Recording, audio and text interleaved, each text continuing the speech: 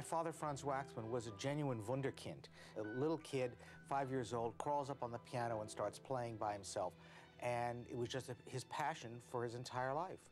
When he graduated from high school, he said to my grandfather, "I want to go to music school." And he said, "Well, what kind of a job is that? You know, you've got to have a real job. You know, go to a bank." And so they struck a bargain, and the bargain was if my father would work in a bank for a year, his father, my grandfather, would take him to a trip to Dresden, Germany to study music. And so my father hung in there, did his year in the bank as a teller, hated every minute, every day of it, and went off to Dresden to study music. Although his music sensibilities were Middle European, he was very quick to pick up what I would describe as an American kind of energy. From Dresden, he went to Berlin, had no money, started playing piano in the Tingle Tangle Club, which was owned by a writer, director, composer named Friedrich Hollander. There are many famous Marlene Dietrich songs, specifically Falling in Love Again in The Blue Angel. And it was, in fact, Hollander that gave my father his big break to become the orchestrator of The Blue Angel. And that was at the UFA Studios, which was the MGM of Germany and Berlin in the 1930s. And it was there that he met his lifelong friends and colleagues like Billy Wilder and Peter Lorre, Karl Freund, this famous cinematographer. They were, in fact, all working as young men in the Berlin studios until the advent of Hitler. And then they were out of there.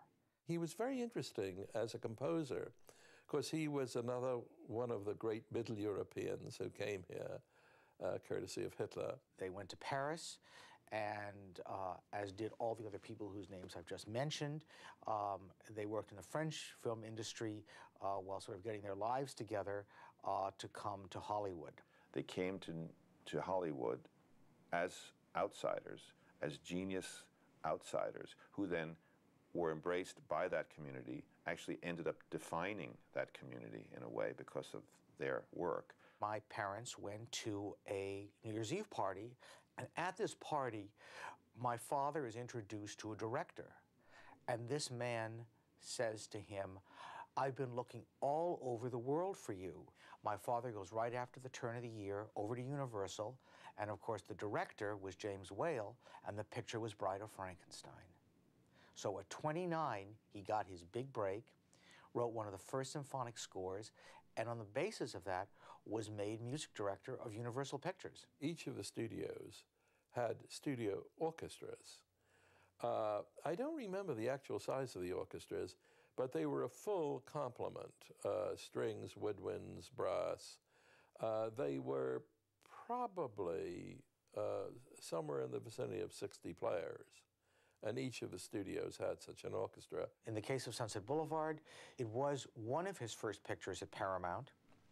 He was, after all, the new composer at the music department. Victor Young was the senior composer. He was assigned this film, brought to Paramount not by Billy Wilder, who was under contract, but by Hal Wallace, whom he had done films for at Warner Brothers. Young man, tell me something. How long is a movie script these days? I mean, how many pages? Depends on what it is, a Donald Duck or a Joan of Arc. This is to be a very important picture. I've written it myself, took me years. Looks like enough for 6 important pictures. I cannot imagine any composer fulfilling musically what Billy Wilder had in his mind, especially for this story, than Franz Waxman, since they were best friends, since they had to escape Berlin together. The relationship goes back to a time when my mother was introduced to my father by Billy.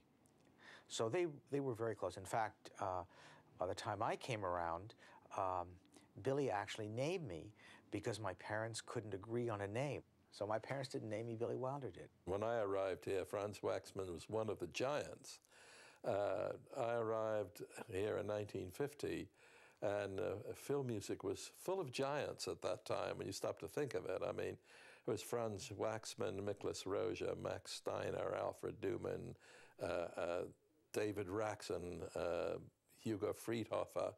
It was an amazing town with amazing people.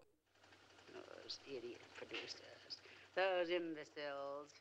Haven't they got any eyes? Have they forgotten what a star looks like? I'll show them. I'll be up there again, so help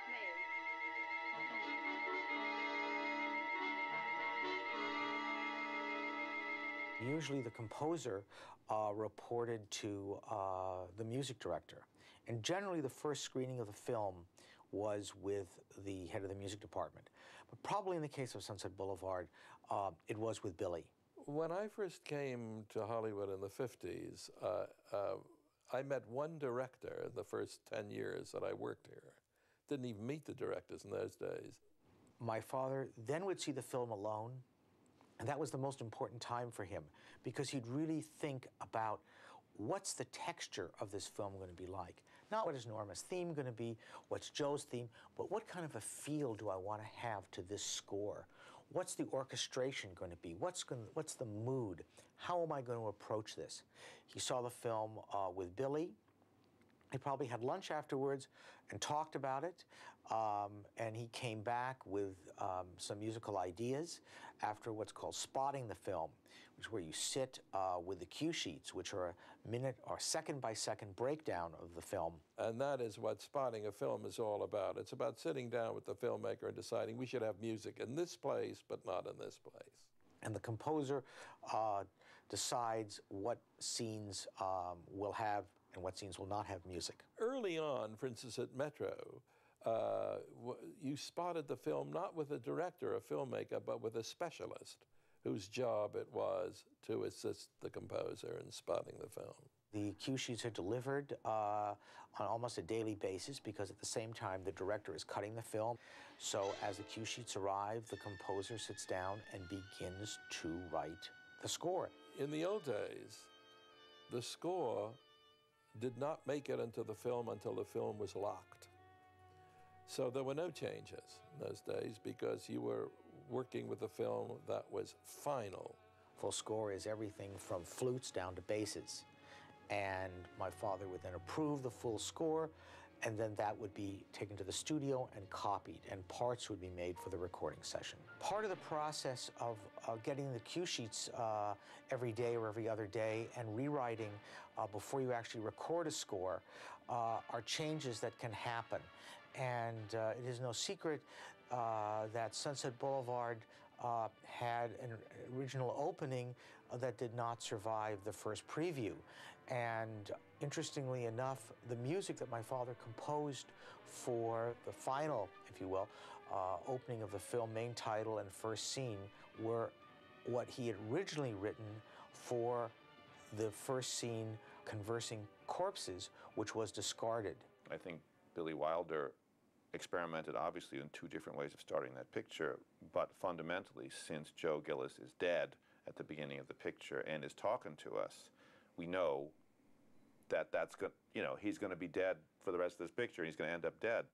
And I think it's really interesting that both the director, Wilder, and the composer, Waxman, were able to take the music and condense it so that it worked in both situations. When the movie starts, we hear music of a chase. It's a chase. Physically, obviously, it's a chase of a car. We're not sure why or whatever it is, but it's a chase. But obviously, from a symbolic point of view, these are people who are trying to escape death.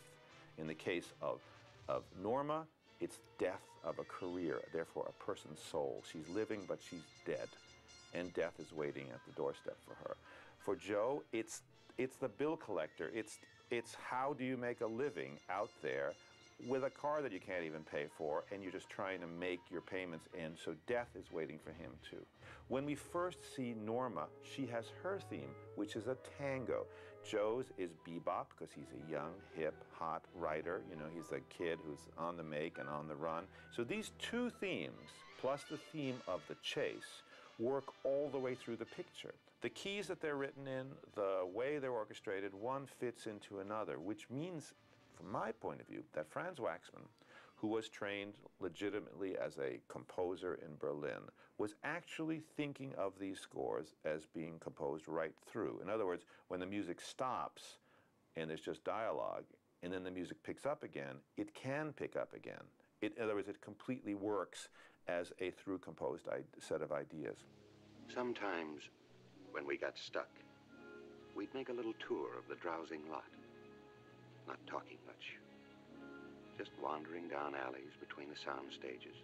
Well, I've always found what he did with the studio stroll particularly imaginative. This is, of course, the scene when Holden and Olson are working on their collaborative screenplay at night in the Paramount lot, and they would take breaks.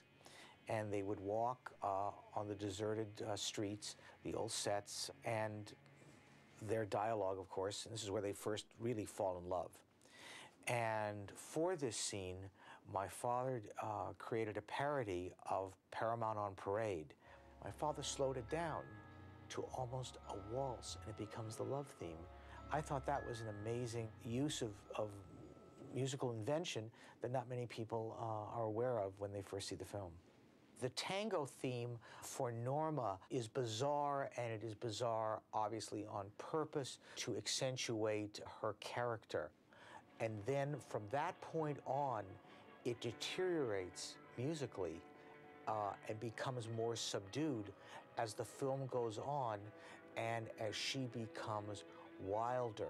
In fact, in the scene where she is being manicured and she's pumping herself up and trying to lose weight, sort of a montage, my father adds a gypsy violin over the tango to accelerate the mad motif, where even while she's working this hard to make herself 20-something again, it's all in her head. I mean, the music tells you that. He was a brilliant dramatist, which I think is very important in a film music composer. It was just not a question of writing a good line of music, but it was appropriate to the action and to the scene. Billy wanted at the end, in the famous staircase scene, to use Richard Strauss because of Salome. And my father said, Billy, let me try something, and if you don't like it, you know, Strauss it is. And he wrote the Norma a Salome cue, which is called in the film The Comeback. And Billy liked it and kept it. Life, which can be strangely merciful, had taken pity on Norma Desmond. The dream she had clung to so desperately had enfolded her.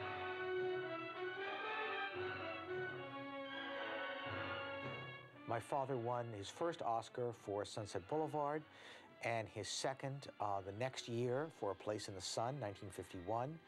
And this is the only time in the history of the Academy that a composer has won in 2 consecutive years. I knew these guys were good, these composers, but I also learned that they actually composed this music for whatever going on with the timings. You know, this has to be 3 minutes and 15 seconds, this has to be here, we spot the picture so it only happens here. Whatever they had to do technically that they overcame the technical limitations and wrote through composed symphonic works. He was a great figure here, not only as a composer of film music, but he was a force for musical life in Los Angeles. He had a concert series that he conducted at UCLA, Royce Hall, and conducted, I think it was the premiere of Prokofiev's Seventh Symphony. I mean, things of that sort. My father was really the consummate professional. I mean, I think he brought everything to the table to every assignment, and I think every director and producer got their money's worth.